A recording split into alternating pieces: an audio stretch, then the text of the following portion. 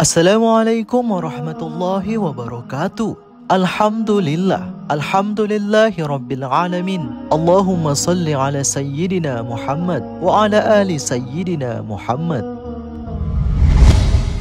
Sahabat takwa, pada video kali ini kita akan membahas tentang seorang pemuda penggali kubur yang berzina dengan mayat seorang gadis cantik yang baru saja dikuburkan. Bagaimana kisahnya? Ayo kita bahas. Kisah ini terdapat dalam sebuah kitab yang berjudul Durratun Nasihin, karya Syekh Utsman bin Hasan bin Ahmad Asy-Syakir Al-Qabawi. Pada suatu hari di zaman Rasulullah Shallallahu Alaihi Wasallam, hiduplah seorang pemuda yang tinggal di Madinah. Pemuda itu berprofesi sebagai penggali kubur dan juga belum menikah. Ia mempunyai keanehan, yaitu suka mencuri barang-barang berharga yang dikuburkan bersama dengan mayat. Apalagi jika mayat itu baru dikuburkan oleh pihak keluarganya, maka ketika selesai dikuburkan, ia akan bongkar kuburan itu untuk ia ambil barang-barang berharganya, bahkan termasuk kain kafan jika itu dianggap bernilai untuknya. Nah, pada suatu hari ia mengetahui bahwa ada seorang gadis cantik yang wafat dan baru saja dikuburkan oleh keluarganya. Ketika sudah selesai dikuburkan dan juga sepi, ia pun beraksi. Ia membongkar kuburan gadis cantik itu dan mencari barang-barang berharganya, bahkan mengambil kain kafannya.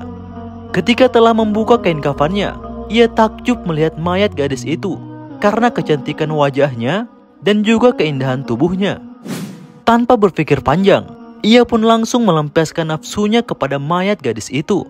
Namun, ketika usai menggauli mayat gadis itu, pemuda itu pun tiba-tiba sangat gelisah. Ia merasa seperti dikejar-kejar dengan dosa. Maka, ia pun pergi ke sebuah masjid dan ingin bertemu dengan Rasulullah Shallallahu Alaihi Wasallam. Di sana, ia bertemu dengan Umar bin Khattab radhiyallahu anhu. Setelah mengucapkan salam kepada Umar, ia bertanya dengan perasaan ketakutan dan hati-hati, "Wahai Umar, apa pendapat Anda jika ada seseorang yang berzina?" Umar bin Khattab pun menjawab dengan tegas, jika dia sudah menikah, maka ia dihukum rajam hingga mati. Tetapi jika ia belum pernah menikah, maka akan dicambuk 100 kali dan diusir dari kampung selama 1 tahun. Kemudian pemuda itu bertanya lagi, "Lalu bagaimana jika seseorang itu berzina dengan mayat dan ia belum menikah?" Umar bin Khattab pun sangat kaget hingga bulu kuduknya berdiri mendengar pertanyaan pemuda tersebut.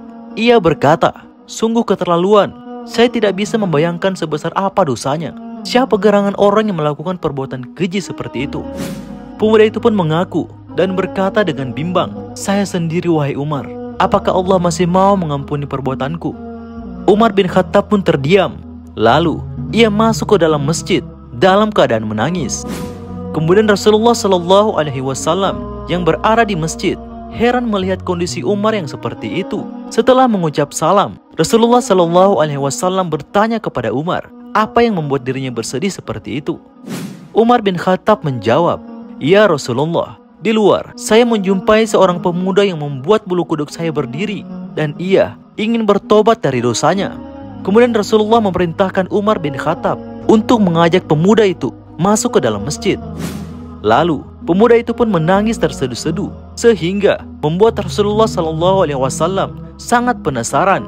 Kemudian Rasulullah bertanya, "Mengapa engkau menangis wahai anak muda?" Pemuda itu menjawab, "Aku terlalu banyak dosa. Aku takut jika Allah akan marah kepadaku ya Rasulullah." Lalu Rasulullah Shallallahu Alaihi Wasallam bertanya lagi, "Apakah engkau telah menyekutukan Allah dengan sesuatu atau engkau membunuh orang yang tidak bersalah?" Pemuda itu pun menjawab, "Tidak ya Rasulullah, saya tidak pernah melakukan kedua perbuatan itu." Lalu Rasulullah Shallallahu Alaihi Wasallam berusaha menghibur anak muda itu dan berkata, "Ketahuilah olehmu anak muda, Allah akan mengampuni dosamu sekalipun dosamu sebesar 7 kali lipat langit dan bumi. Apakah dosamu sebesar Ummul Kursi?" "Lebih besar dari itu ya Rasulullah," jawab pemuda itu. "Apakah sebesar Arsy?" tanya Rasulullah semakin penasaran. "Saya kira lebih besar dari itu ya Rasulullah," jawab sang pemuda sambil menangis. Kemudian Rasulullah Shallallahu Alaihi Wasallam bertanya lagi, "Sebenarnya dosa apa yang kau lakukan? Coba engkau katakan kepadaku." Pemuda itu pun menjawab, "Sungguh saya malu untuk mengatakannya ya Rasulullah." Rasulullah pun membujuk pemuda itu dan berkata, "Jika tidak kamu katakan, maka dosa itu akan tetap membebani jiwamu." Lalu pemuda itu pun terdiam, kepalanya menunduk melihat lantai masjid. Kemudian ia mulai memberanikan dirinya untuk mengatakan apa yang sebenarnya ia lakukan. Pemuda itu pun mulai bercerita, "Ya Rasulullah, saya bekerja sebagai penggali kubur selama 7 tahun lamanya. Pada suatu ketika, dikuburkanlah mayat dari kaum Ansor. Ia masih gadis dan sangat cantik. Secara diam-diam, saya menggali kuburannya, lalu kubuka kain kafannya. Awalnya, saya ingin meninggalkannya, tetapi syahwat saya bergelora. Maka, aku pun melampiaskan syahwatku dengan menzinahi mayat itu hingga saya puas. Lalu, setelah itu, saya tinggalkan begitu saja. Namun, ketika saya akan pergi meninggalkan kuburan itu, tiba-tiba mayat itu bangkit dan berkata, 'Sungguh celaka engkau wahai pemuda. Apakah engkau tidak malu kepada Tuhan yang kelak membalasmu di hari kiamat? Pada saat semua orang dituntut balas, engkau membiarkan aku dalam keadaan telanjang dan berhadas besar di hadapan Tuhanku.'"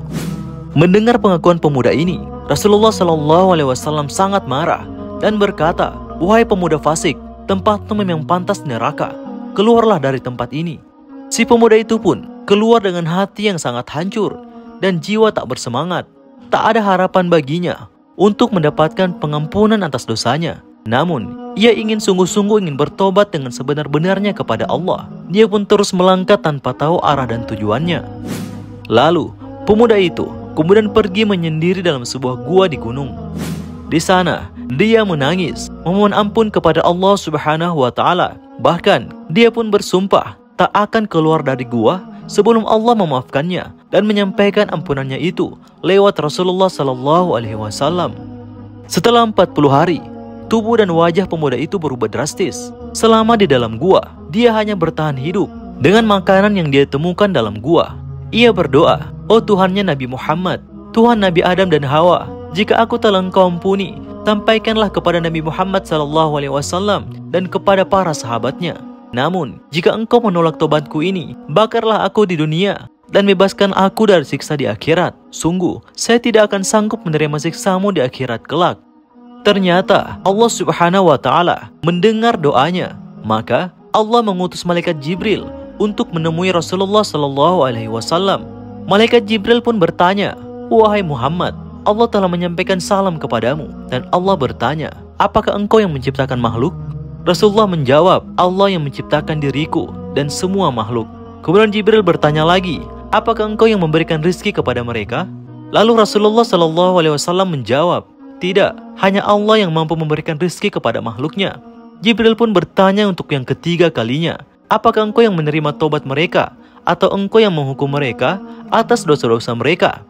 Maka Rasulullah pun menjawab, "Maha suci Allah yang maha memberi pengampunan." Kemudian malaikat Jibril menerangkan, "Wahai Muhammad, Allah Subhanahu wa Ta'ala berfirman, 'Maafkanlah hambaku, karena aku telah mengampuninya.'" Lalu turunlah ayat, "Dan juga orang-orang yang apabila mengerjakan perbuatan keji atau menganiaya diri sendiri, mereka ingat kepada Allah, lalu memohon ampun terhadap dosa-dosa mereka. Dan siapa lagi yang dapat mengampuni dosa selain daripada Allah? Dan mereka tidak meneruskan perbuatan kejinya itu, sedangkan mereka mengetahui." Quran Surah Al-Imran ayat 135.